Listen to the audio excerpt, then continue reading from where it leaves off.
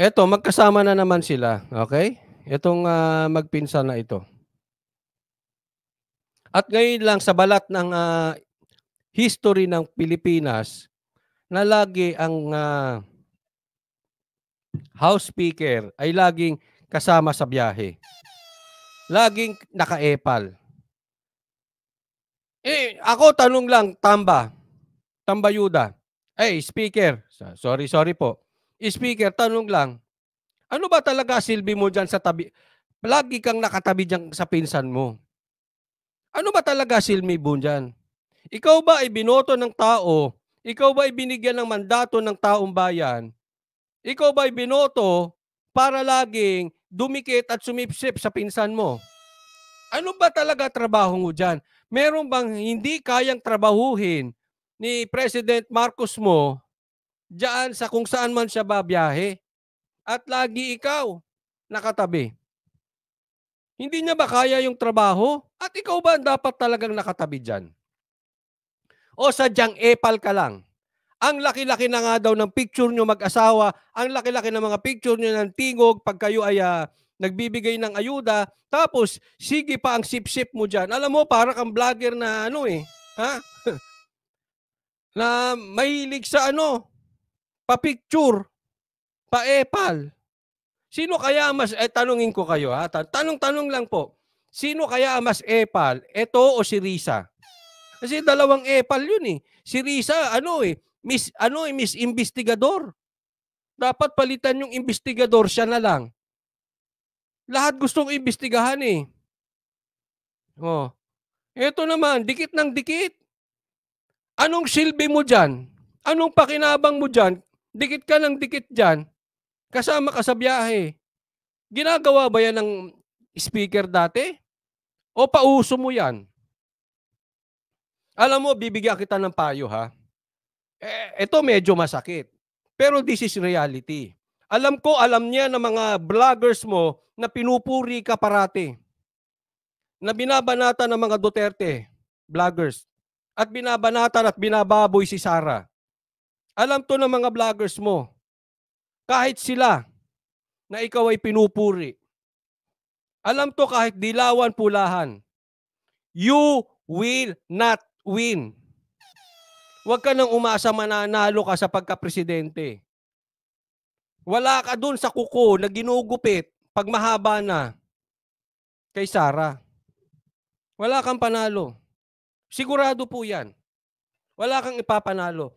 Kahit dumikit ka ng dumikit, kahit paghahalikan mo si Marcos kaliwa't kanan, araw-gabi, araw-gabi halik-halikan mo, mula noo hanggang paa, hindi ka mananalong presidente. Not even vice president, not even senator. Sabi nga ni Tatay Digong, you are dreaming. Malayo ka.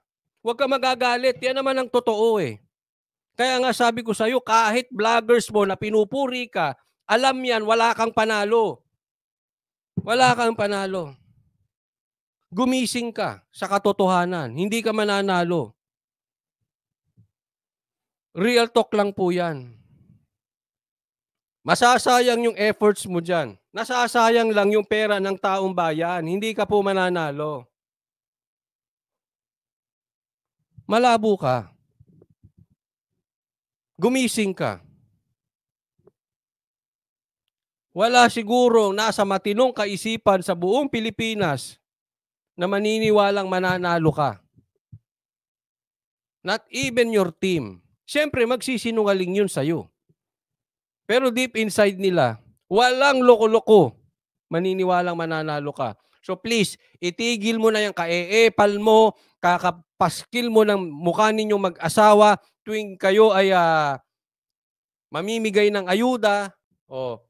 At meron pa kayong issue sa PI. Yan ay sinabi rin ng pinsan mo rin, si Amy, Senator Amy, at ni Kuya Gob. Yan ang pagtuunan nyo ng pansin. Sinabi mo pa, bilang na oras ng mga smugglers. Yan ang asikasuhin mo. Yan ang atupagin mo. Yan ang imbestigahan nyo. Wala pa kayo naiimbestigahang smugglers. Ouch, sakit nun Coach Oli para kay totoo naman, eh.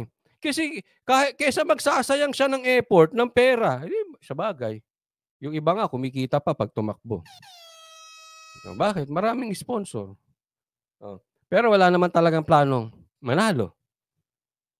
Yung iba hindi, totoo yan, ha. Hindi lang naman sa administrasyon ngayon, kahit dating administrasyon pa, ginagawa po yan. Tatakbo para may pumasok na sponsors. Pagdating ng rally-rally, tinitipid. Itatago yung iba. Kahit matalo siya, safe na siya. Safe na yung buhay niya hanggang sa mamatay siya.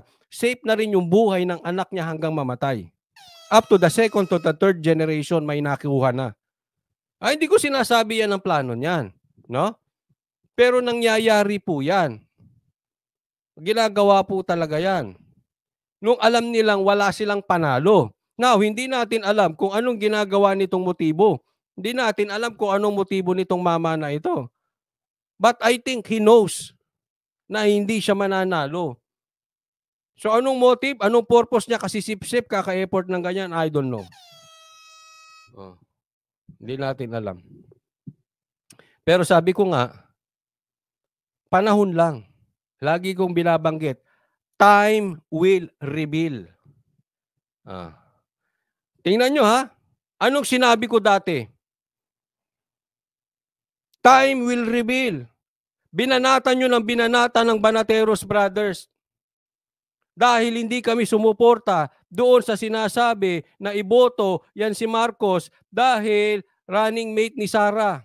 Anong sagot ko sa inyo? Minumura nyo kami. Nagalit kayo sa amin. Anong sabi ko? Time will reveal. O, kita nyo? Sino ang tama? Yung mga DDS na hindi nabudol. Sino tama? Yung mga Banateros na nanindigan sa sinabi ni Tatay Digong. Bangag yan. O. Time will reveal. Ano motibo nitong mama na ito? Pag may kaaway kayong chismoso, isipin nyo lang, time will reveal. Lalabas ang katotohanan niyang chismoso na yan, inggit lang. Di ba maraming ganon? Babanatan ka, chichismis ka, inggit lang.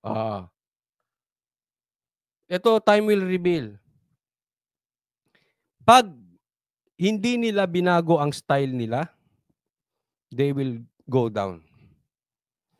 Hindi mananalo.